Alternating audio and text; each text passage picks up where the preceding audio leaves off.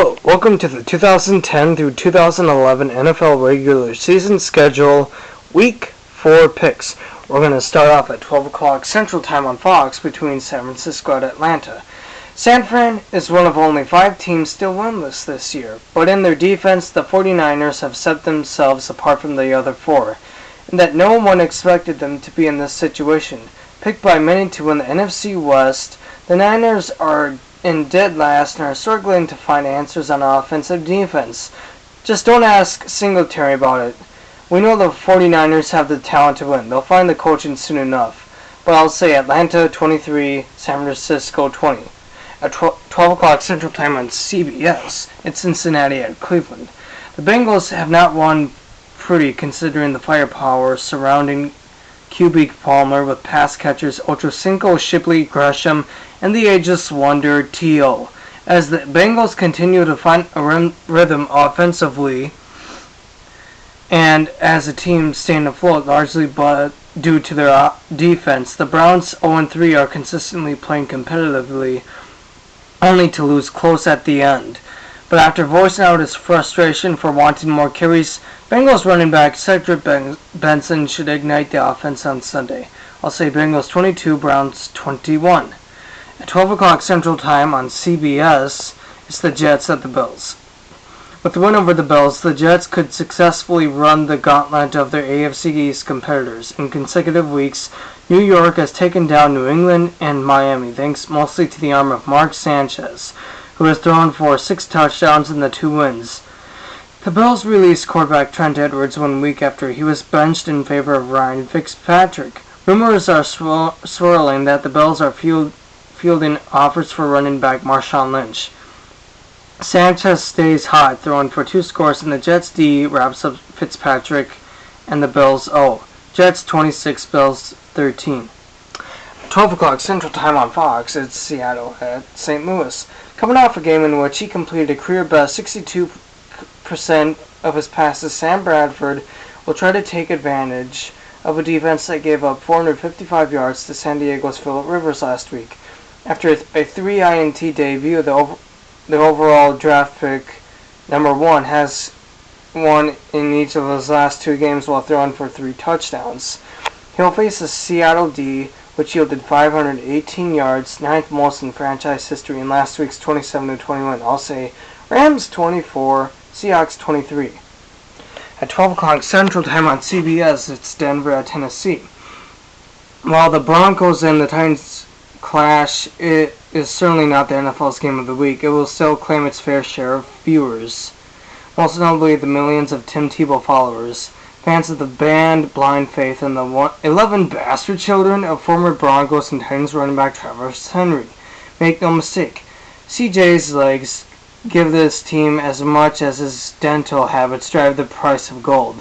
The best thing to happen to Chris was getting rid of Lendale White. CJ always bristled at being lumped together with that tubby son of a gun, and he never liked the smash and dash nickname given them. We all saw last year that CJ could do once he went fat-free.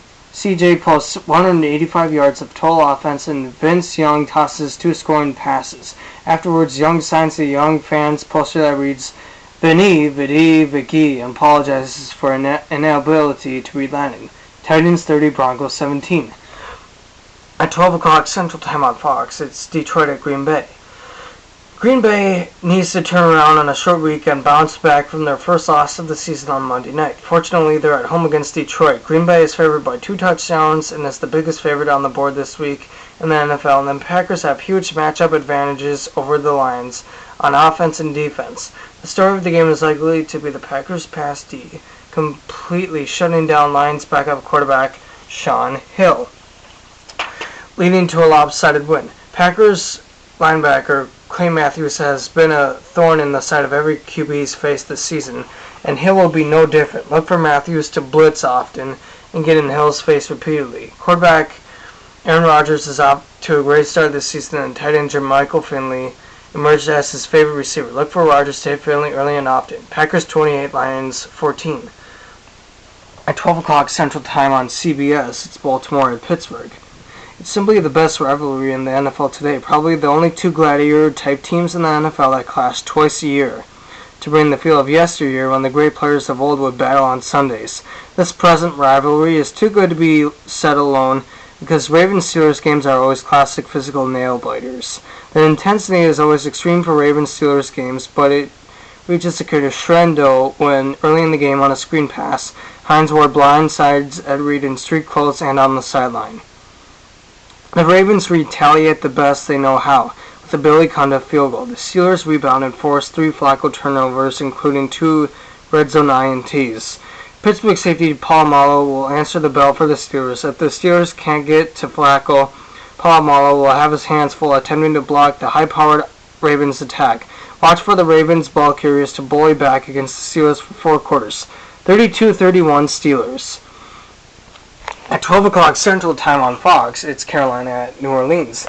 The Saints were a 29-yard Garrett Hartley field goal away from an overtime win over Atlanta, and the outright lead in the NFC South. Unfortunately, Hartley hooked the attempt, and the Falcons won on Bryant's 46-yard kick just seconds after Bryant's first attempt was blocked, a play that was nullified by Sean Payton's timeout just beforehand. Now Hartley may find himself fighting for his job unless he can quickly remind this habit of hooking easy field goals. If he can't get the job done, I'll have no qualms about releasing him, though, and I won't feel sorry for him. Heck, this is New Orleans. A good hooker can easily find work here. Carolina's Jimmy Clausen finds himself in an invulnerable position as a rookie quarterback on a team that the opposition dares to pass. Opponents have been leading their line of a scrimmage, limiting the effectiveness of D'Angelo Hall and Jonathan Stewart, and forcing the Panthers to rely on the passing game. He's not even dead, said Clausen, yet the ghost of Jake Delhomme still haunts this team. Legend has it that apparition strikes fear into no one, and it is said that when linebackers and D-backs play into its eyes, they can see right through him. Saints 31, Panthers 24.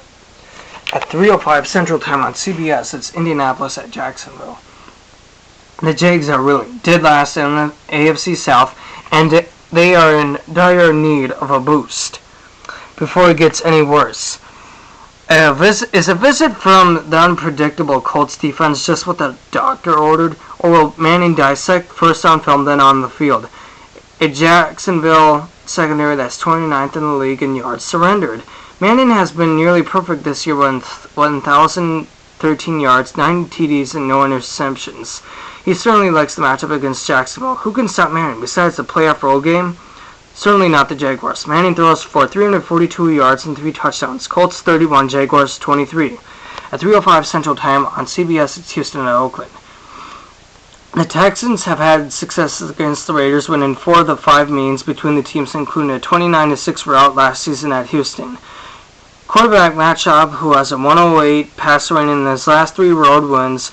Johnson has also had a 19-yard career reception average against Oakland.